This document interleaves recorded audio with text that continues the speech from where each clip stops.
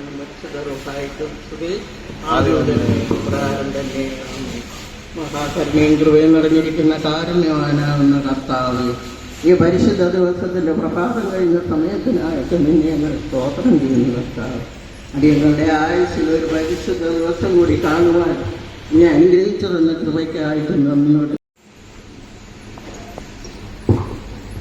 അടുത്ത വെൽക്കം സ്പീച്ചിനായി ജോയിന്റിലെ വേദിയിലേക്ക് ക്ഷണിക്കുന്നു.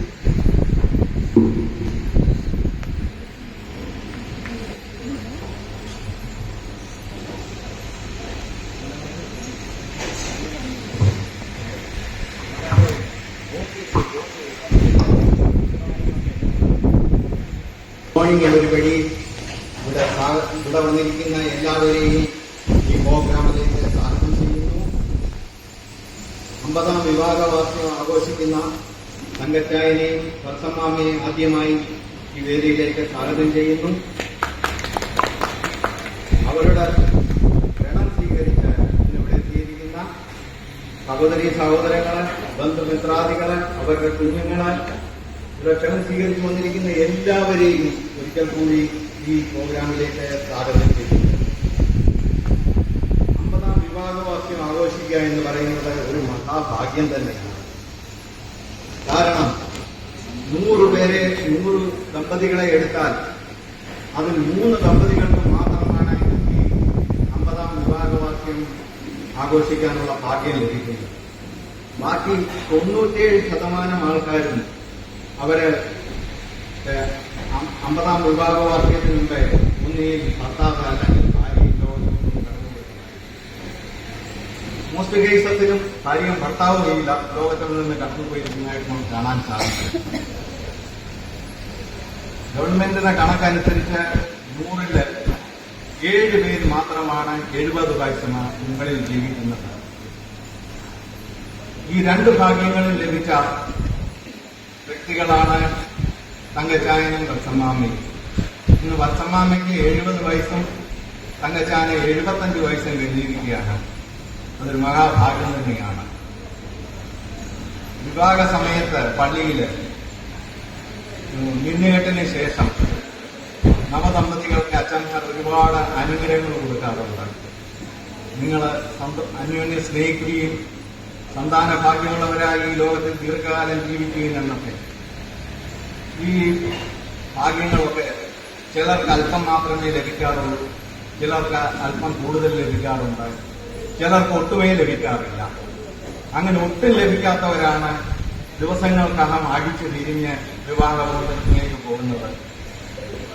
ഇവിടെ തങ്കച്ചാനെയും വത്സമ്മാമ്മയെ സംബന്ധിച്ച് പറയുകയാണെന്നുണ്ടെങ്കിൽ ആ വിവാഹ സമയത്ത് ആ അനുഗ്രഹം കിട്ടിയത്, ആ കുടുംബത്തിന് 100% അനുഗ്രഹം കിട്ടിയെന്ന് പറയുന്നത് എനിക്ക് വളരെ സന്തോഷമുണ്ട്. അവർക്ക് ദൈവം 3 മക്കളെ കൊടുത്തു. അവർ നല്ല വിദ്യാഭ്യാസം കൊടുത്തു. സമയത്ത് തന്നെ അവരുടെ വിവാഹം നടത്തി കൊടുത്തു.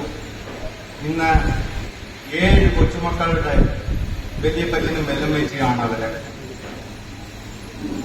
അങ്ങനെയുള്ള ഭാഗ്യം എന്ന് പറയുന്നത് അവരെ എടുത്ത് മടിവെക്കുവാനും അവരെ താലോലിക്കുവാനുമുള്ള ഭാഗ്യം എന്ന് പറയുന്നത് ഒരു മഹാഭാഗ്യം തന്നെയാണ്. നമ്മുടെ പിതാക്കന്മാരൊക്കെ ഈ ലോകത്തെ ജീവിച്ചിരുന്നെന്ന് പറയുന്നത് കഷ്ടപ്പാടും പ്രയാസമുള്ളതുപോലെ ഒരു കാലത്തിലായിരുന്നു. ഇന്നത്തെ പോണൊക്കെ സുഖ സൗകര്യങ്ങളോ മോഡേൺ ഫെസിലിറ്റികളോ ഒന്നുമില്ലാത്ത ഒരു കാലത്തായിരുന്നു. അവര് ഈ കാലത്തെക്കുറിച്ച് സ്വപ്നം പോലും കണ്ടു കാണുകയില്ല. അത്രയും പ്രയാസത്തിലും കഷ്ടപ്പാടിലുമായിരുന്നു അവർ ജീവിച്ചിരുന്നത്. അവര് ബ്രിട്ടീഷുകാരുടെ അടിമത്തത്തിന്റെ കാലത്താണ് ജീവിച്ചത്. എന്നോട് ചോദിക്കുകയാണെന്നുണ്ടെങ്കിൽ ഞാൻ പറയും, 1900 സ്വതന്ത്ര ഭാരതത്തിൽ 1947നും 1975നും ഇടയ്ക്ക് ജനിച്ച നമ്മൾ ഓരോരുത്തരുമാണ്, ഇന്ന് ജീവിച്ചിരിക്കുന്ന നമ്മൾ ഓരോരുത്തരുമാണ് ലോകത്തിലെ ഏറ്റവും വലിയ ഭാഗ്യവാന്മാരും ഭാഗ്യവതികളും. പഴയ ലോകവും നമ്മൾ കണ്ടു, പുതിയ ലോകവും നമ്മൾ കണ്ടു.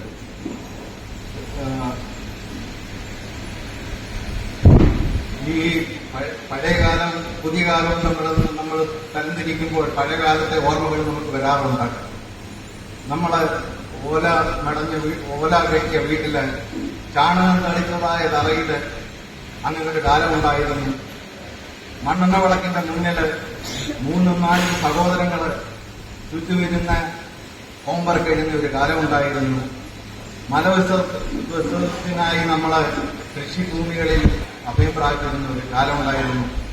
സ്കൂളിലേക്ക് നമ്മൾ പോകാനായിട്ട് രാവിലെ എഴുന്നേറ്റ് കിണറ്റുകരയിലോ തോട്ടിലോ പോയി കുളിപ്പിട്ട് വെല്ലടിക്കുന്നതിന് മുമ്പ് സ്കൂളിലെത്താനായിട്ട് കിലോമീറ്ററുകളോളം വെയിലാണെങ്കിലും മഴയാണെങ്കിലും ഓടി സ്കൂളിലെത്തുന്ന ഒരു കാലമുണ്ടായിരുന്നു. അരപ്പട്ടിണിയുടെ കാലം. എന്നാൽ ഇതെല്ലാം മാറിയിരുന്നു. ഇന്നത്തെ കുഞ്ഞുങ്ങളോട് ഇതൊന്നും പറഞ്ഞാൽ അവർക്ക് മനസ്സിലാകത്തില്ല. ആ ഓലം ചാണകം തളിച്ച നിലത്താണ് ഞങ്ങൾ കിടന്നിരുന്ന് പറഞ്ഞാൽ അവർ ചിരിക്കും. അതവരുടെ തെറ്റല്ല. കാരണം അവരെ ടൈൽസും മാർബിളും ഗ്രാനൈറ്റും ഇട്ട വീട്ടിലാണ് ജനിച്ചിരിക്കുന്നത്. മണ്ണെണ്ണ കരിന്തിരിയെരിയുന്ന മണ്ണെണ്ണ വിളക്കിന്റെ മുന്നിലാണ് ഞങ്ങൾ പഠിച്ചിരിക്കുന്നതെന്ന് പറഞ്ഞാൽ അവർക്കത് മനസ്സിലാവുകയില്ല. കാരണം ഇന്നാണെങ്കിൽ വീടുകളെല്ലാം നക്ഷത്ര ബംഗ്ലാവ് പോണൊക്കെ ലൈറ്റിട്ട വീടുകളാണ്. കരണ്ട് പോയാലാണെങ്കിൽ ഇൻവേറ്ററിന് എന്തെങ്കിലും കുഴപ്പം പറ്റിയാൽ എമർജൻസി ലൈറ്റ് അതും പോട്ടെ. ഇന്ന് എല്ലാ വീട് ടോർച്ച് നമ്മുടെ മൊബൈലിൽ തന്നെ അതിലും ഇന്ന് ടോർച്ച് ഉണ്ടെന്നുള്ളതാണ്. കാലം മാറി പോക്കാണ്.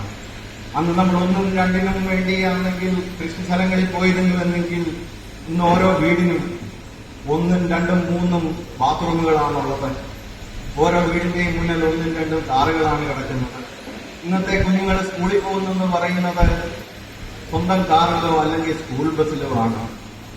അന്ന് അരപ്പട്ടിണിയായിരുന്നെങ്കിൽ ഇന്ന് നമുക്ക് എല്ലാ ആഹാരങ്ങളും കഴിക്കാനുള്ള മാർഗവും വഴിയുണ്ട്. അങ്ങനെ ഒരു കാലമാണ്. മൊബൈൽ എടുത്തുകൊണ്ട് 4 കുത്തിയാൽ മതി, നമ്മുടെ വീട്ടിൽ നമുക്ക് ഇഷ്ടപ്പെട്ട ആഹാരം അരമണിക്കൂറിനകം എത്തും. ആ പഴയ കാലത്തിൽ നിന്നും ഈ കാലത്തിലേക്ക് മാറിയിരിക്കുന്നത്. ആ പഴയ കാലത്തെക്കുറിച്ച് ചിന്തിക്കുമ്പോൾ നമുക്ക് മനസ്സിനൊരു കുളിർമയുണ്ടാകാറുണ്ട്. ഈ കാലയളവിലാണ് എന്റെ ചാനൽ സമ്മാമിയും പ്രായമായ നമ്മൾ ഓരോരുത്തരും ജനിച്ചത്. നമ്മുടെ തങ്കച്ചാനും ബൽസമ്മാമയ്ക്കൊക്കെ പണ്ട് ആഗ്രഹങ്ങളൊക്കെ ഉണ്ടായിരുന്നു. പ്ലെയിനെ കയറണം, ചില സ്ഥലങ്ങളിലൊക്കെ പോകണം, ഇന്ത്യയിലും പല സ്ഥലങ്ങളിലൊക്കെ പോകണമെന്ന്. ആ ഭാഗ്യങ്ങളൊക്കെ ദൈവം അവർക്ക് നടത്തി കൊടുത്തു. പലതവണ അവർ ഫോറിനിൽ പോയി. ഇപ്പോഴും കഴിഞ്ഞ 10 ദിവസം മുമ്പേയും ദുബൈയിലൊക്കെ കറങ്ങി മക്കളുമൊക്കെ ഈ ജൂലൈ 1-ാം തീയതിയാണ് അവർ തിരിച്ചെത്തിയത്. അതൊരു മഹാഭാഗ്യം തന്നെയാണ്. ഞങ്ങളുടെ ഫാദർ മുളക്കഴ ഉണ്ണൂണിച്ചാന് ഒരു ബിസിനസ്സുകാരനായിരുന്നു, നല്ലൊരു ബിസിനസ്സുകാരനായിരുന്നു. കുമ്പഴയിലെ ആദ്യത്തെ ബിസിനസ്സുകാരിൽ ഒരാളായിരുന്നു. അദ്ദേഹത്തിന്റെ കാലശേഷം അദ്ദേഹത്തിന്റെ ബിസിനസ് തങ്കച്ചാനാണ് മുന്നോട്ട് കൊണ്ടുപോയത്. വർഷങ്ങളോളം സക്സസ് ആയി ബിസിനസ് നടത്തിയ ഒരു നല്ല ബിസിനസ്സുകാരനെന്ന് വേണമെങ്കിൽ തങ്കച്ചാനെ പറയാം. ആ സക്സസിന്റെ പുറകിൽ വത്സമ്മാമ്മയുടെയും കരങ്ങളുണ്ട്. രാവിലെ 8 മണിയാകുമ്പോൾ കാപ്പി റെഡിയാക്കി മേശപ്പുറത്ത് വെച്ചിട്ട് തങ്കച്ചാനോട് പറയും, കട പോയി തുറക്കണം, പെട്ടെന്ന് കാപ്പി കുടിച്ചിട്ട് കുമ്പഴയ്ക്ക് വാങ്ങുന്നു പറയുന്ന ആ സൗണ്ട് ഇന്നും ഞങ്ങളുടെ ചെടി കേൾക്കുന്നതായിട്ട് ഞങ്ങൾക്ക് തോന്നാറുണ്ട്.